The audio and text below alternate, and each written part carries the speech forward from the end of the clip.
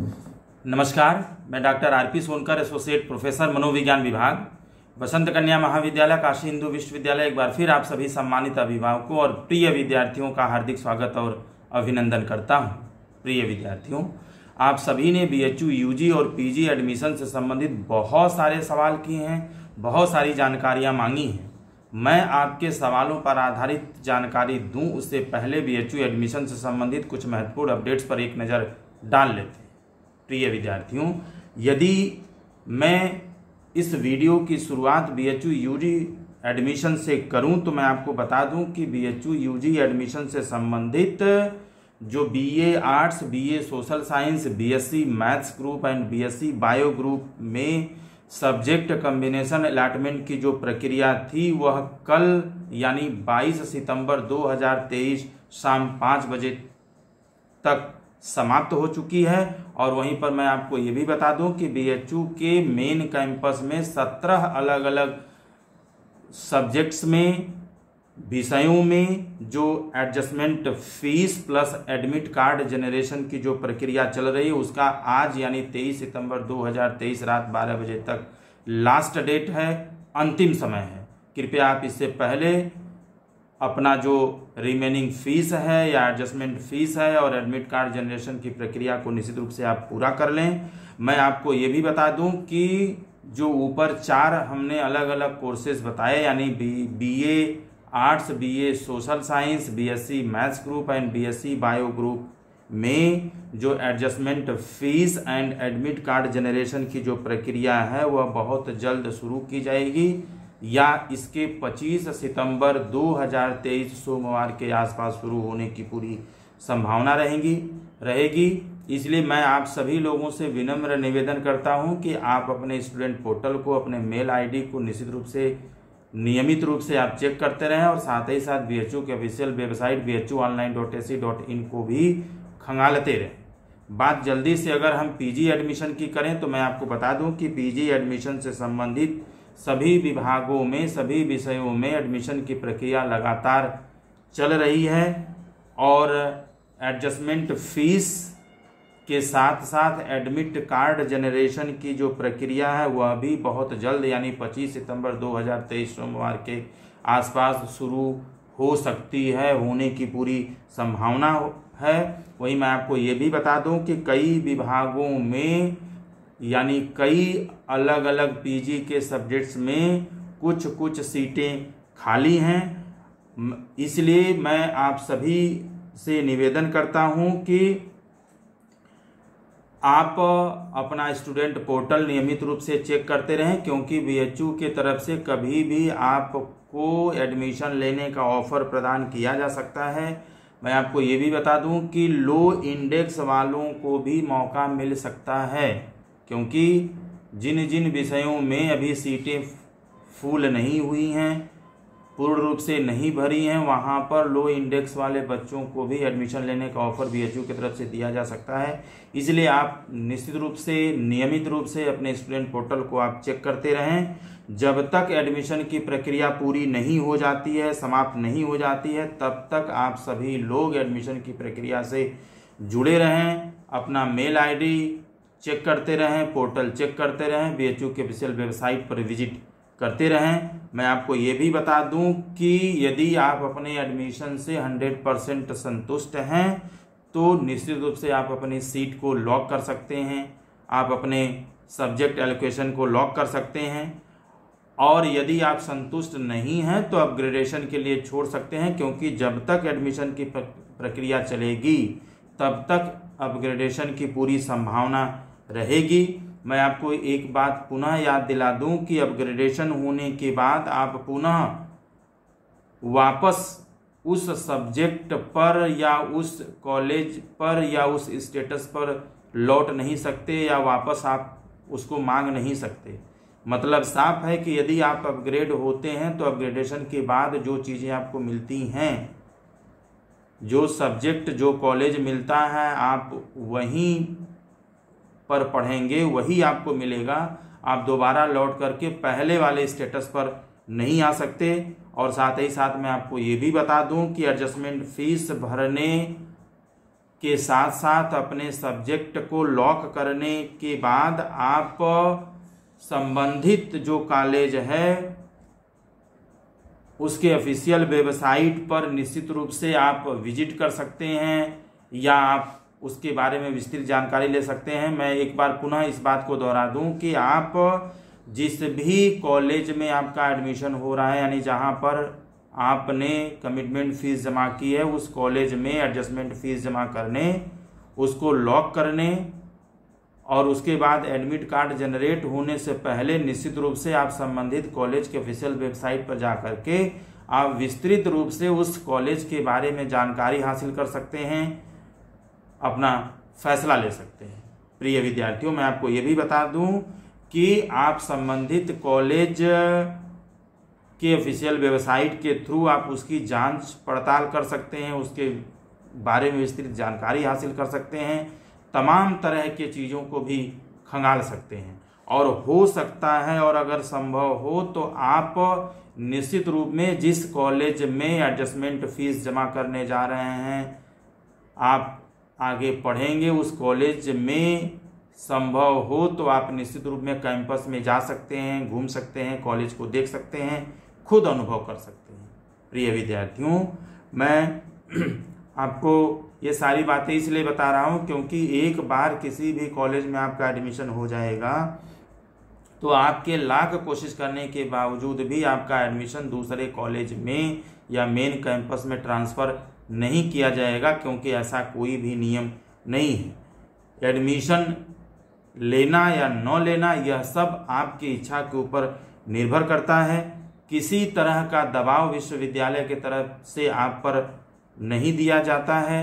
साथ ही साथ मैं बताऊं तो बीएचयू के सारे एफिलिएटेड कॉलेजेस बहुत अच्छे हैं, इसके बावजूद भी निश्चित रूप से आप पूरी तरह से संतुष्ट होने पर ही आप एडमिशन लें, पूरी तरीके से छानबीन करने के बाद ही आप एडमिशन लें। प्रिय विद्यार्थियों, ये बीएचयू यूजी और पीजी एडमिशन से संबंधित तमाम तरह के अपडेट्स थे और मैं अब शुरू करता हूं सवालों का सिलसिला। और पहला सवाल लेने से पहले मैं आपको बता दूं कि आपके द्वारा बहुत सारे सवाल किए गए थे, जिनमें से मैंने कुल 16 सवालों का चयन किया है, जिस पर आधारित मैं जानकारी आपको दूंगा।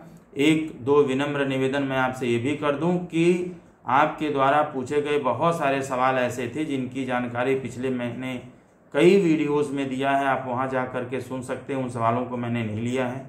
साथ ही साथ उन्हीं सवालों को मैंने लिया है जिन लोगों ने अपने सवाल के साथ अपना नाम, अपने ज़िले का नाम और अपने प्रदेश का नाम लिखा है। कृपया आप जब भी सवाल पूछें तो आप अपने सवाल के साथ अपने ज़िले का नाम और अपने प्रदेश का नाम जरूर लिखें, अपना नाम जरूर लिखें। शुरुआत करते हैं सवालों का यह सिलसिला और लेते हैं पहला सवाल, जो प्रिया रवि आजमगढ़ उत्तर प्रदेश से इनका सवाल आया है कि मेरा जो इंडेक्स है वह 188 है, मेरा एडमिशन छूट गया था, क्या मैं मॉपअप राउंड रजिस्ट्रेशन में हिस्सा ले सकती हूं?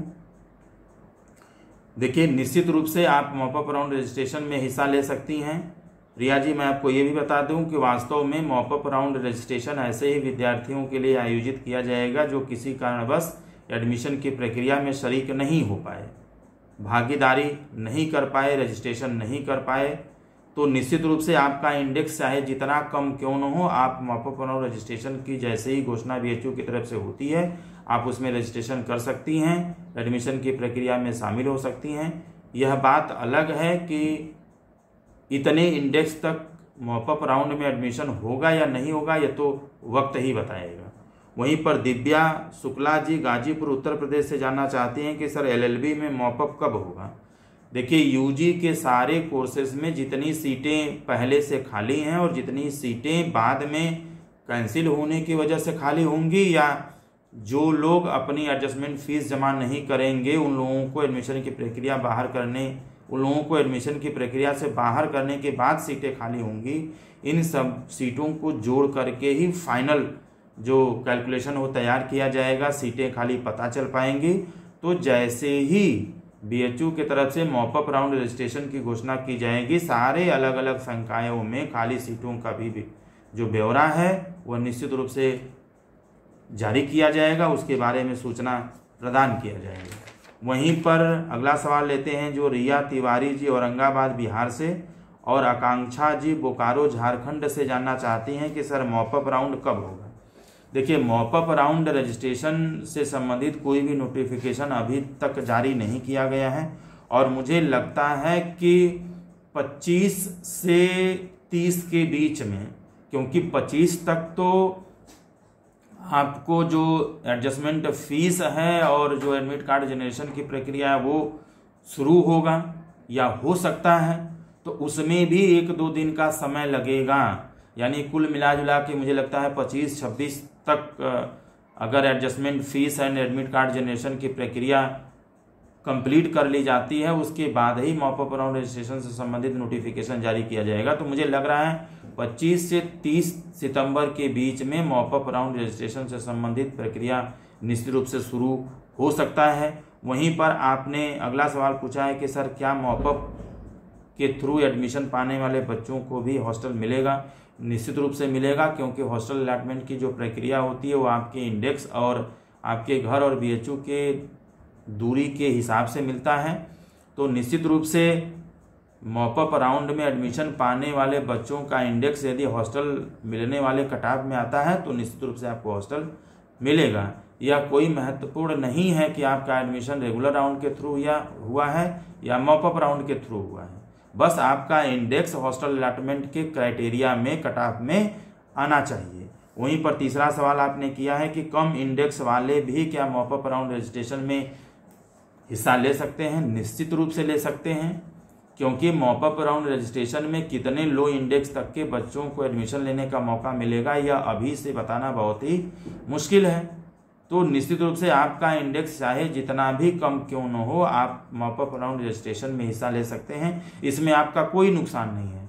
मान लीजिए कि आपका एडमिशन नहीं होता है तो उस कंडीशन में आपका जो 1000 रुपया रजिस्ट्रेशन फीस रहेगा वो भी वापस कर दिया जाएगा, और यदि एडमिशन होता है तो उस कंडीशन में आपका 1000 रुपये जितनी फीस है उसमें से माइनस कर दिया जाएगा। तो आपको रजिस्ट्रेशन करने में कोई प्रॉब्लम नहीं है। लेकिन एडमिशन इतने इंडेक्स का हो पाएगा या कितने इंडेक्स तक मॉपअप राउंड रजिस्ट्रेशन में अलग अलग कोर्सेज में एडमिशन होगा उसको आज ही बताना बहुत ही मुश्किल है।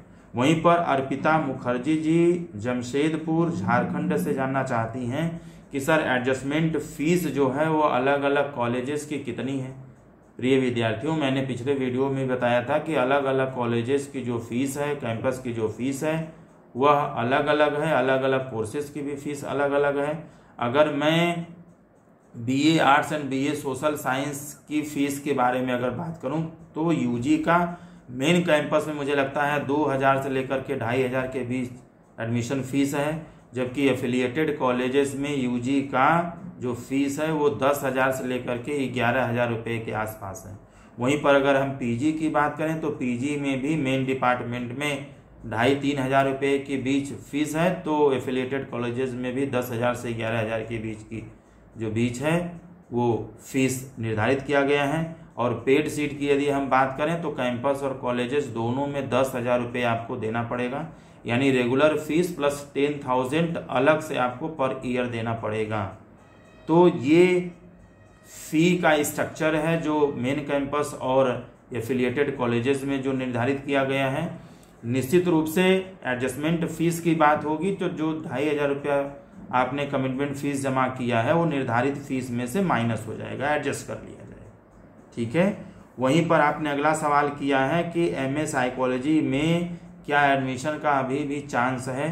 देखिए, कुछ कहा नहीं जा सकता क्योंकि एडमिशन की प्रक्रिया अभी बंद नहीं हुई है, एडमिट कार्ड अभी जनरेट नहीं किया गया है। इसलिए जब तक एडमिट कार्ड जनरेट नहीं कर दिया जाता है, बच्चे लॉक नहीं कर देते हैं, एडमिशन की प्रक्रिया बंद नहीं हो जाती है, तब तक एडमिशन होने की संभावना रहेगी, हम तो यही समझते हैं। तो निश्चित रूप से आप अपने स्टूडेंट पोर्टल को देखते रहिए। अगर ऐसी संभावना होती है तो निश्चित रूप से आपके पोर्टल पर जो एडमिशन लेने का ऑफर निश्चित रूप से जाएगा, आप उसके हिसाब से प्रक्रिया कर सकती हैं। वहीं पर रोशन यादव जी गाजीपुर उत्तर प्रदेश से जानना चाहते हैं कि सर कम्बिनेशन किस आधार पर प्रदान किया जाता है, किस आधार पर मिलता है। देखिए कम्बिनेशन सब्जेक्ट जो ऑनर्स सब्जेक्ट है यह आपके इंडेक्स के आधार पर निर्धारित किया जाता है, यानी आपका इंडेक्स कितना है और आपने प्रेफरेंस में भरा क्या है।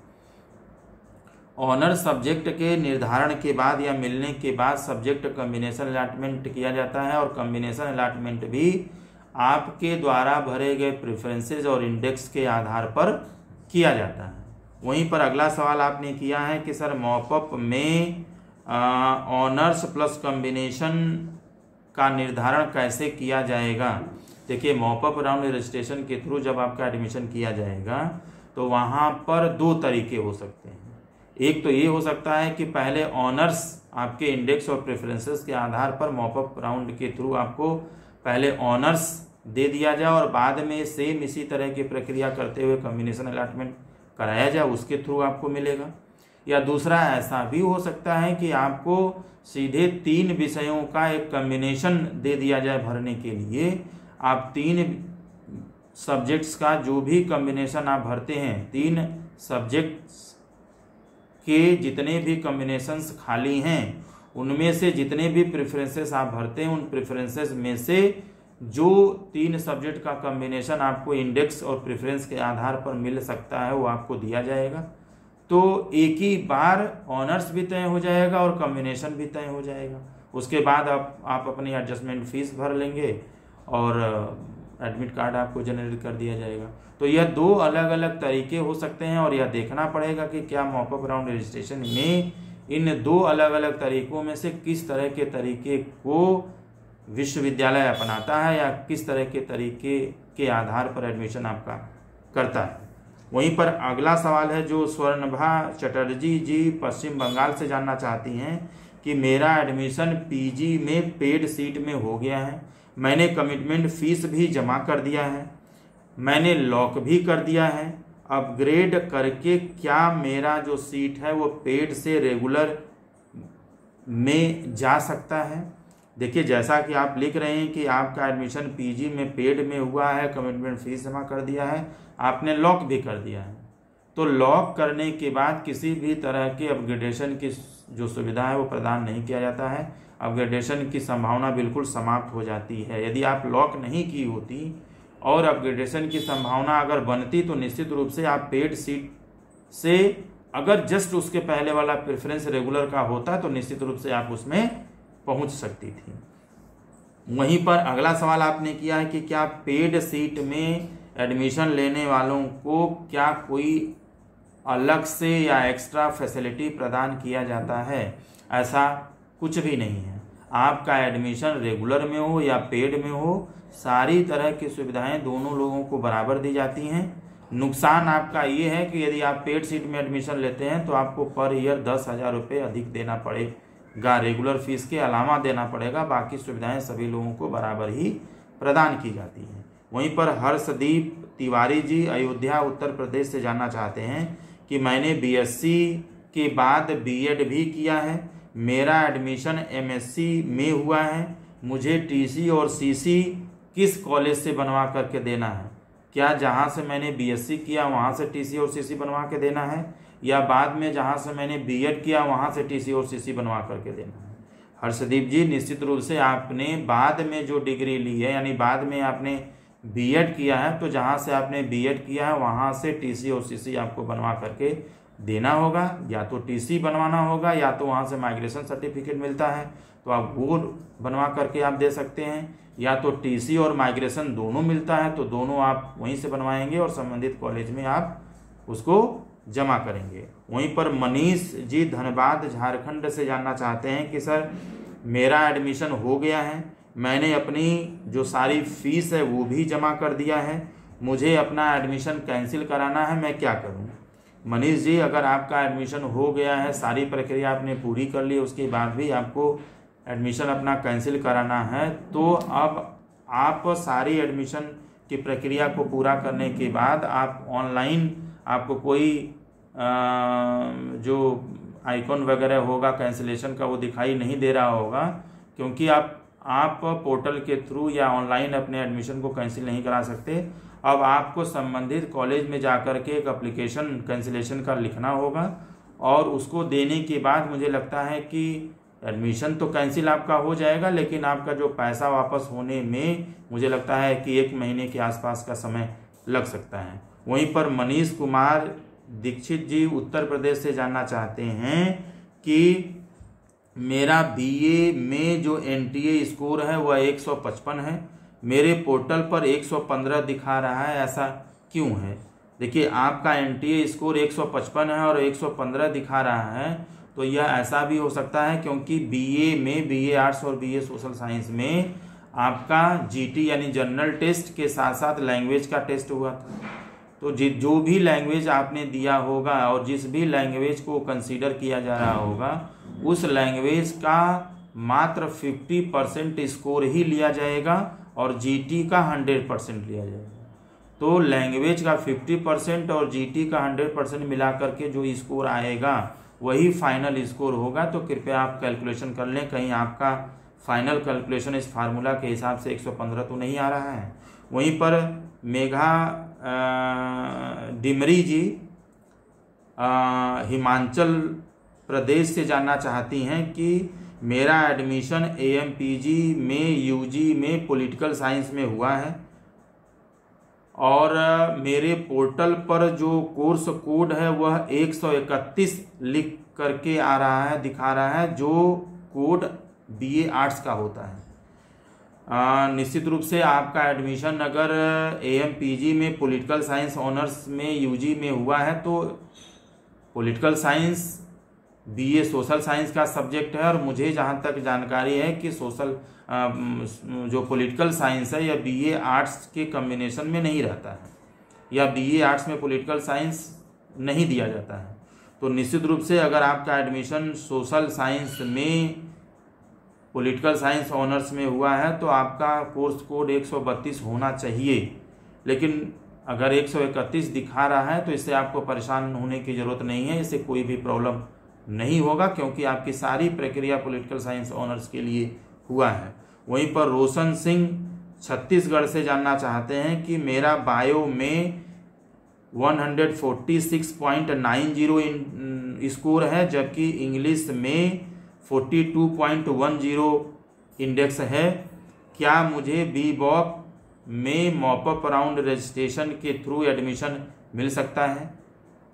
रोशन जी, यह बताना बहुत ही मुश्किल है कि इतने इंडेक्स पर मॉपअप राउंड रजिस्ट्रेशन में बीबॉक में एडमिशन हो सकता है या नहीं हो सकता है, लेकिन मैं निश्चित रूप से यह कहूँगा कि आप हमेशा विश्वास रखिए, सकारात्मक सोचिए, कुछ भी हो सकता है।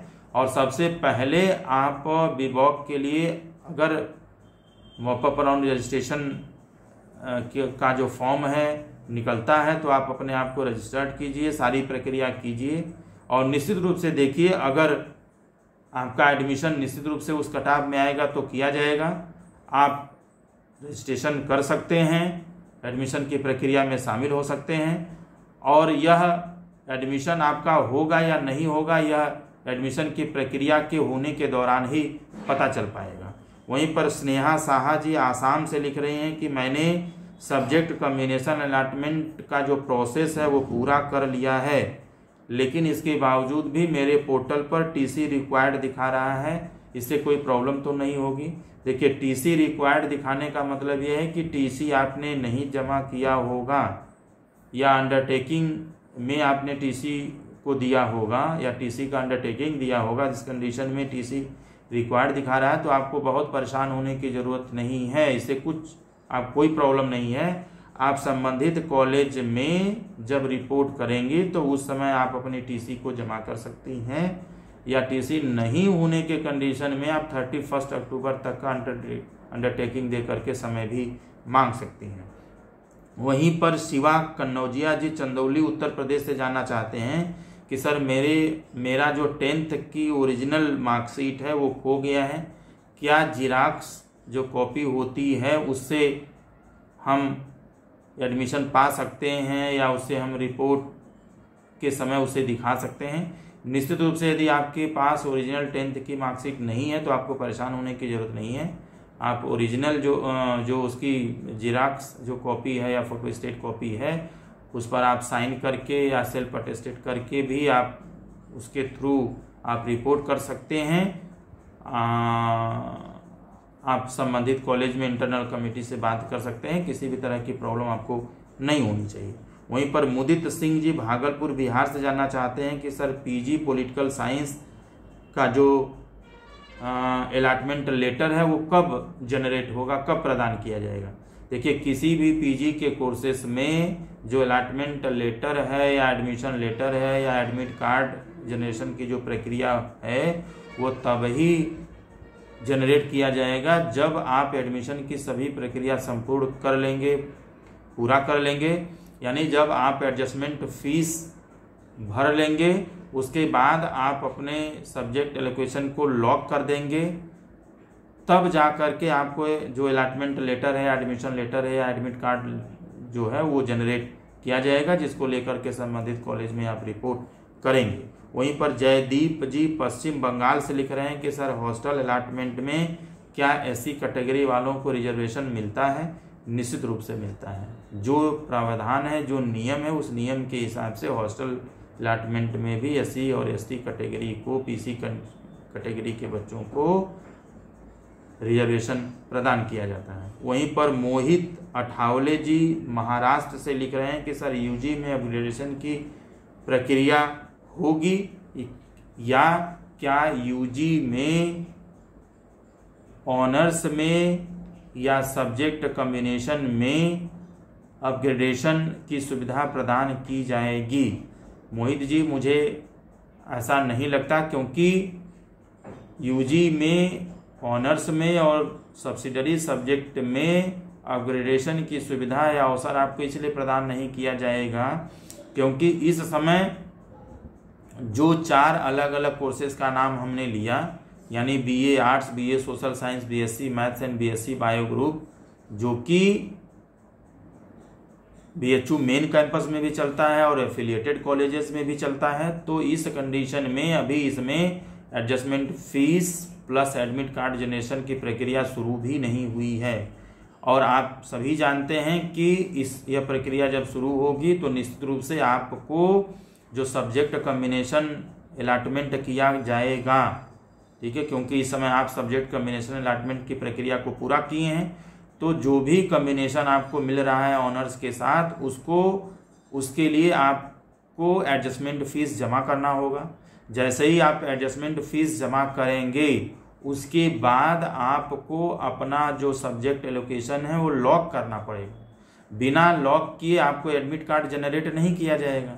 तो आपको ऑनर्स मिल गया, आप जो है सब्जेक्ट कॉम्बिनेशन अलॉटमेंट आपको कर दिया गया, अब आप लॉक करेंगे। तो जब लॉक करेंगे इसका मतलब ये है कि आपकी सीट 100% फिक्स्ड हो गई।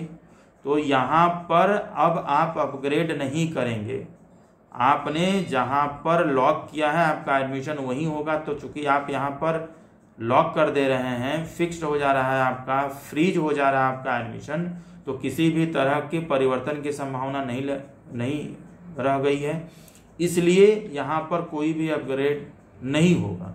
हाँ, यह बात अलग है कि यदि आप अपनी एडजस्टमेंट फीस जमा नहीं करेंगे तो उस कंडीशन में आपको एडमिशन की प्रक्रिया से बाहर कर दिया जाएगा और सीटें आपकी खाली हो जाएंगी, और इस खाली सीट पर भी कोई बच्चा अपग्रेड नहीं करेगा क्योंकि अपग्रेडेशन की संभावना ही बंद कर दिया गया है। क्योंकि आप सीधे कॉम्बिनेशन अलॉटमेंट के बाद रिमेनिंग फीस भरेंगे और लॉक करेंगे, लॉक करने के बाद ही आपको एडमिट कार्ड जनरेट किया जाएगा। तो जब आप लॉक कर दे रहे हैं तो आपकी सीट फिक्स्ड हो जा रही है, आप लॉक नहीं कर रहे हैं तो आप एडमिशन की प्रक्रिया से बाहर हो जाएंगे, ठीक है, क्योंकि आपने एडजस्टमेंट फीस भरा, उसके बिना लॉक किए आपको एडमिट कार्ड जनरेट किया ही नहीं जाएगा।